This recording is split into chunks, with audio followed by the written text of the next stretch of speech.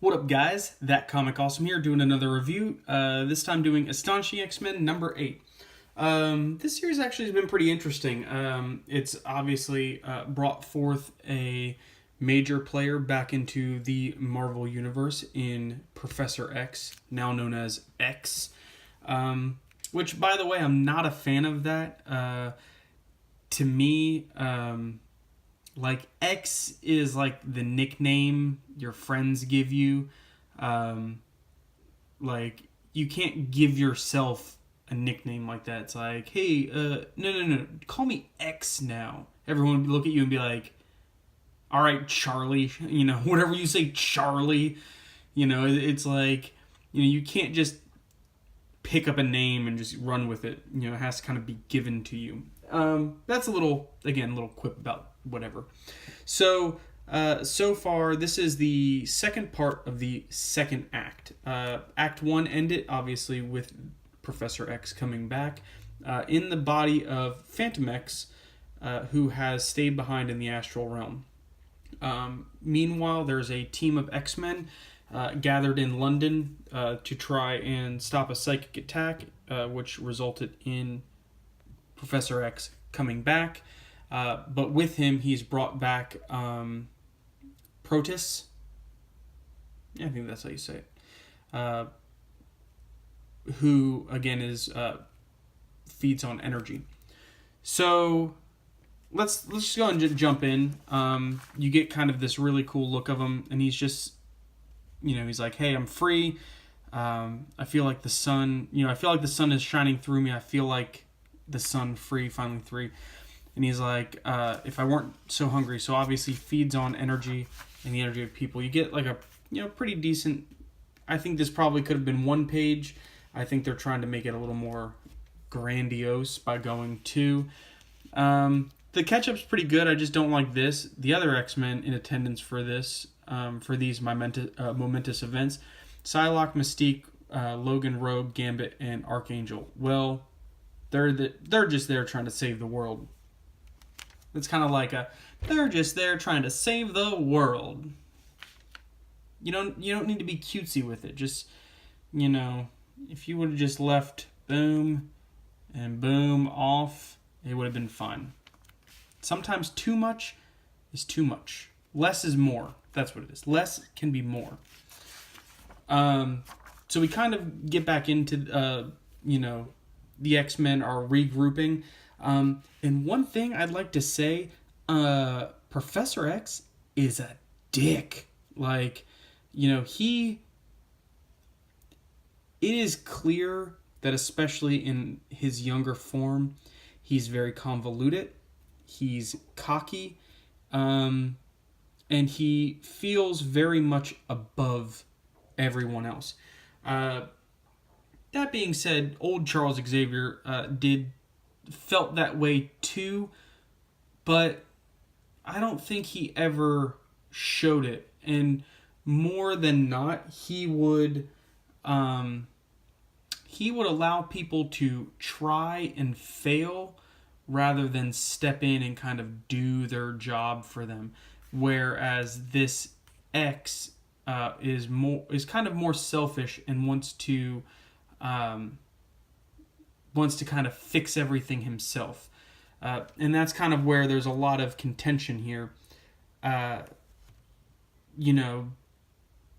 Everyone, the rest of the X-Men are kind of like, did you bring Protus back when you came back? And he's like, well, it wasn't my intention, but it may have happened. The Shadow King must have been using part of his soul for like a psychic loop. And then Mystique kind of goes off on him, and she's like, why are we listening to you at all? And he's like, oh, what, should we listen to you? He's like, and she says, no, not at all. I know better. No one's ever going to trust me. But the difference is, between us, is I'm not asking them to. So she's kind of like, look, you come back, and in a second, you're just wanting everyone to believe you, to trust you, and like believe that you're Charles Xavier. We've just been through some stuff, and you're just kind of taking that for granted. So meanwhile, Psylocke doing kind of the smart thing. She's like, look, let's set all that aside.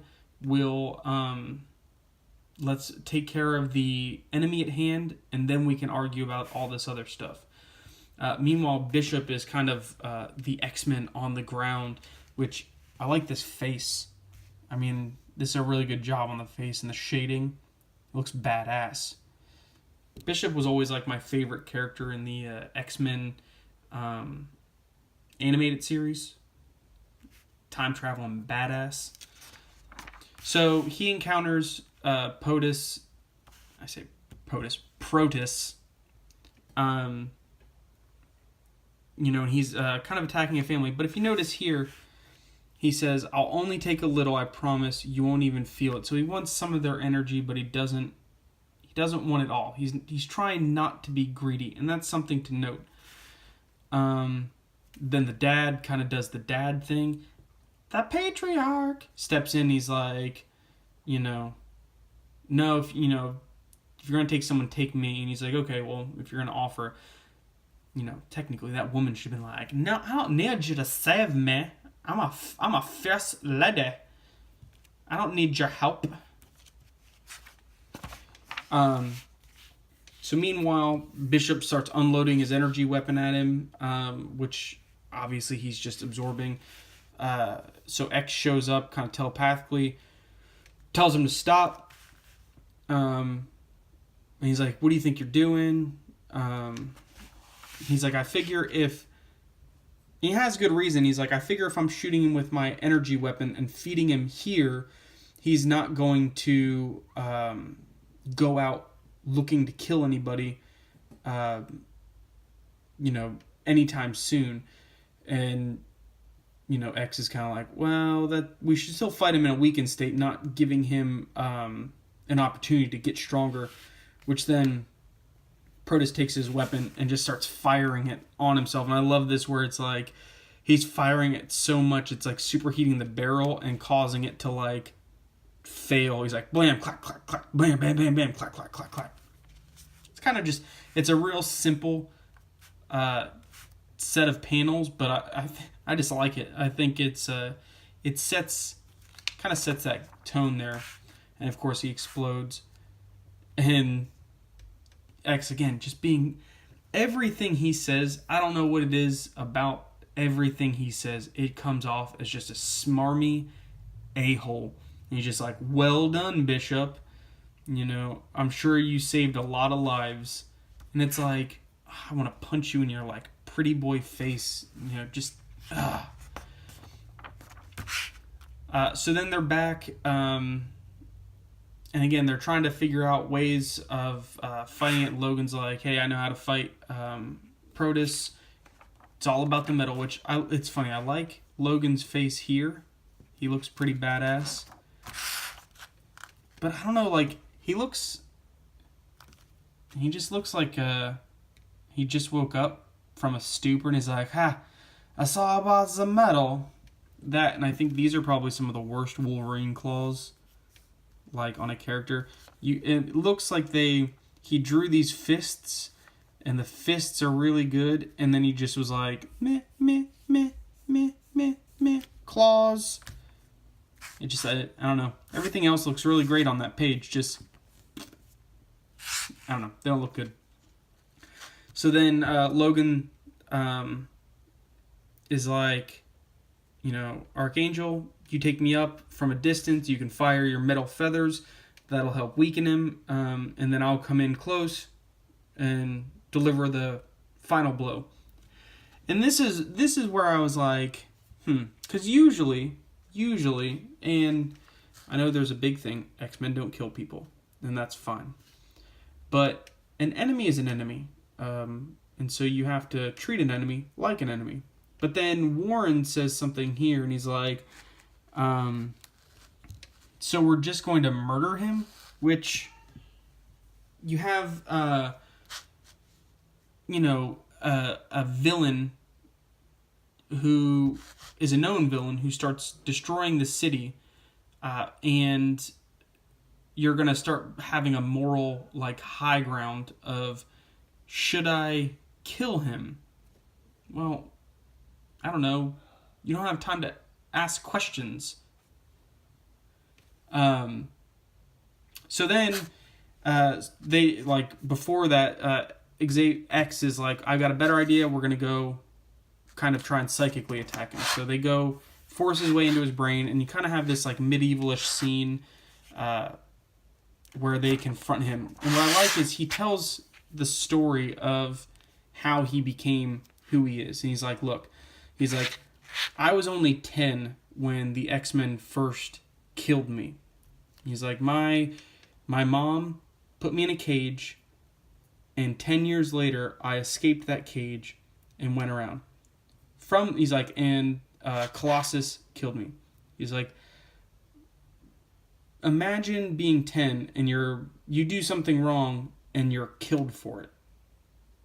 You know, how are you supposed to learn? And it kind of makes the thing here is like a baby touches the stove, you know, and it's hot. He burns himself and he learns, hey, maybe I shouldn't do that anymore. So he's kind of making the comparison. And he's like, hey, look, I've done bad things, but like in doing those bad things, I never really had a chance to learn because I always was killed or stopped or whatever. He's like, I was imprisoned by Farouk. And then he kind of pulls Betsy and he's like, you know, do you think you're the same person that you were when you started your journey? And she's like, no, of course not. And he's like, of course not. So, you know, as far as you're concerned, I did one bad thing, so I'm bad forever. That doesn't seem right. But you feel what you feel. You know, he's like, okay, now to the question that I want to ask you, and this is what I love. I kind of want to frame this to where. So he's like, you know, I've been in this cage my whole life. Now I'm finally free.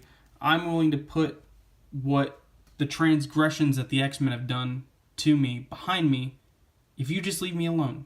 I'm not going to be a threat. Just leave me alone. And then, you know, X is like, is that a threat? And he's like, of course it is. And he's like, here's the question. You know, knowing I let you come in here all suspicious like, and me not make any antagonistic moves. All I'm doing essentially is trying to explain myself. And this is exactly, so then X does like the classic SJW thing. So here's a man who is just trying to explain himself, but he's been labeled evil and bad.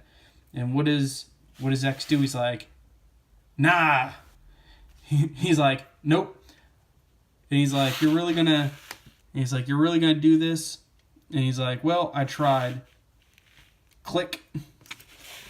But yeah, I just thought that was hilarious. Like, again, all he was trying to do was explain himself, and whether it was a lie or not, again, I'm not sure how I feel about this X. You know, he feels like a dick, like just a straight up a-hole. But yeah, subscribe over here. Let me know what you guys think, and hit me up in the comments, and I will see you next time.